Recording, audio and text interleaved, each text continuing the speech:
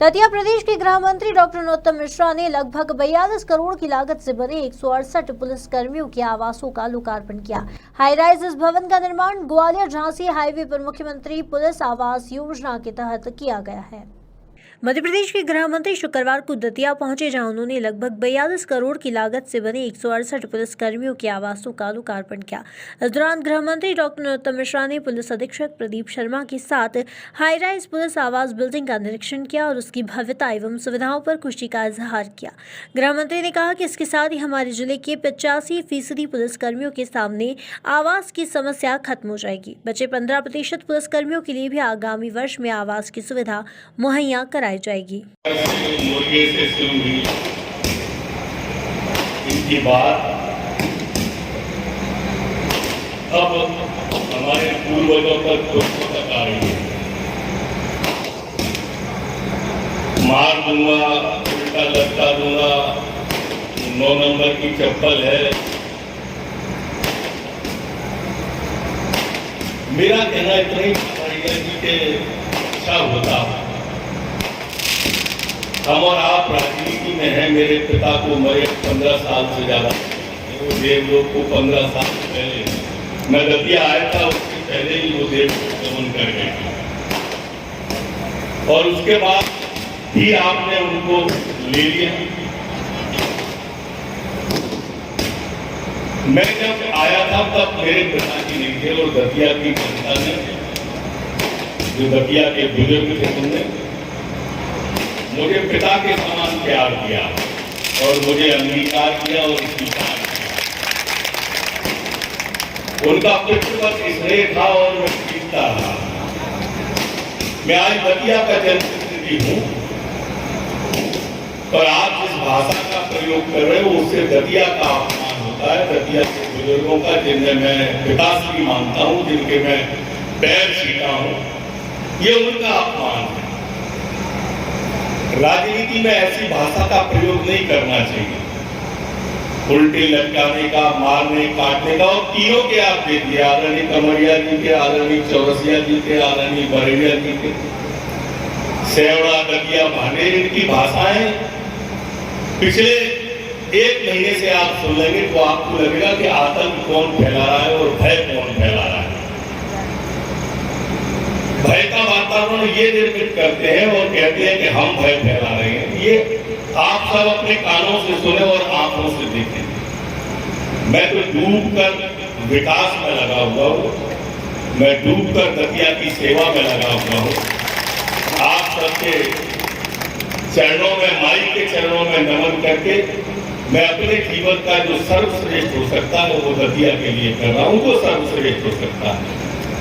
दतिया का मान, दतिया का सम्मान, दतिया का स्वाभिमान मध्य प्रदेश में गूंजता रहे, ये चिंता मेरी हमेशा रहती है। और माई से प्रार्थना भी ये रहती है मेरी कि माँ, कभी इतना अहंकार मत दे देना कि मैं अपनों को भूल जाऊं। मैं अपनों की सेवा में रत रहना चाहता हूं, इसलिए माँ मुझे सद्मार्ग पर चलाए रखना, यही भाव लेता हूं।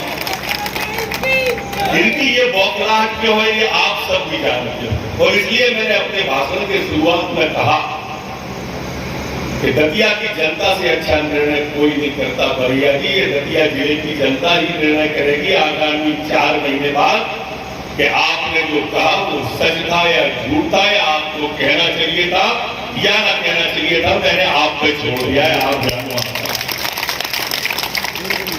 मित्रों, ये हाई राइज बिल्डिंग के साथ आपने अभी एसपी साहब के मुंह से सुना कि हमारी 168 बहुमंजिला आवास गृहों का निर्माण किया गया है, जिनका आज माननीय मंत्री जी के द्वारा उद्घाटन किया जाएगा।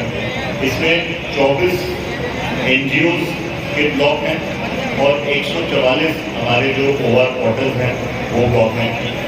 इसके पश्चात इस आज के लोकार्पण के बाद अधिकारी स्तर पे, NGO स्तर पे दतिया एकमात्र जिला है जिसमें 100% ऑक्यूपेंसी NGO स्तर पर होगी। प्रदेश के किसी जिले में अभी तक ये उपलब्धि हासिल नहीं हुई है।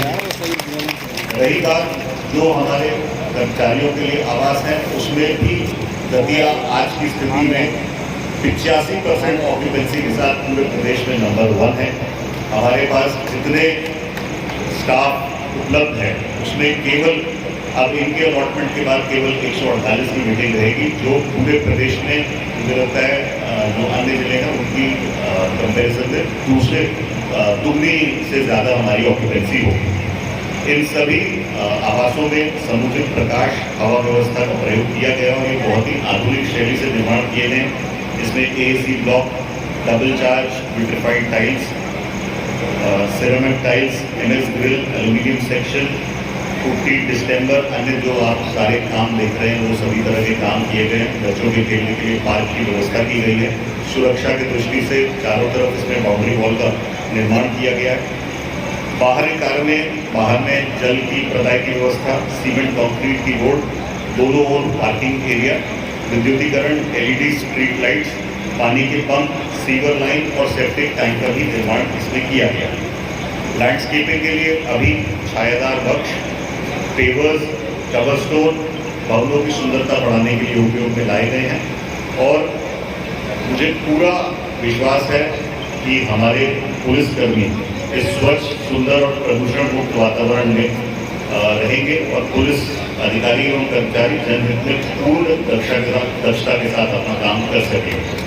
जब मैं यहाँ आज आया सुबह और शाम में तो मेरे मन में एक बहुत ही अच्छा ख्याल आया कि अगर ये शासकीय नहीं होता तो हम में से कई लोग इसमें प्रेरित कर लेते कि हम लोग इसमें से एक घर खरीद रहे, क्योंकि इतना बेहतरीन घर इतने हाईवे पर ऐसा सामान्य तौर पर मिलना हमारी तनख्वाह में तो पॉसिबल नहीं है।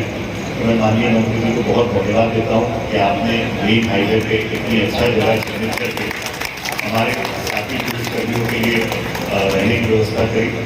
और ये एक मिसाल पूरे प्रदेश के लिए बनेगा, क्योंकि माई के दर्शन करने के लिए सभी लोग यहाँ पर आते हैं, तो सभी लोग इसको देखेंगे और मुझे लगता है बाकी जिलों में भी इसको रेप्लिकेट करने का प्रयास किया जाएगा। एक और इम्पॉर्टेंट चीज़ जो हम लोगों ने की है कि तीनों जो मेन कॉम्प्लेक्स है उसको मंत्री जी के निर्देश अनुसार पीताम्बरा माई के नाम पर उसका पूरा नामकरण किया गया है। और जो बाकी तीनों बिल्डिंग है, जो हमारे टावर है, उसमें भी माननीय मंत्री जी के निर्देश अनुसार हमने हमारे यहाँ की जीवनदायिनी, हमारे सतर्कता बना के रखने वाली माता रतनगढ़, हैरी माता और तारा देवी जी के नाम पे तीनों टावरों का हमने नामांकन किया। मैं पुनः आप सभी को यहाँ पधारने के लिए बहुत बहुत धन्यवाद देता हूँ और माननीय मंत्री जी का आभार प्रकट करता हूँ कि उन्होंने हमारे स्टाफ के लिए इतनी चिंता की और भविष्य में भी इसी तरह से चिंता करके, जैसे कल बड़ौनी का लोकार्पण है और ऐसी अच्छी हम लोग को सौगात समय से मतलब देते हैं। बहुत बहुत धन्यवाद। एसपी साहब ने आपको बताया 85% हमारे पुलिस के जवान अब घरों में आ जाए और बचे हुए 15% की चिंता नहीं करें। अगले साल तक 100% नदिया के लोगों को निवास में पहुंचा, कोई भी नहीं रहने वाला। कल बड़ौनी के लोगों का उद्घाटन है। दतिया से रजनीले टोरिया की रिपोर्ट।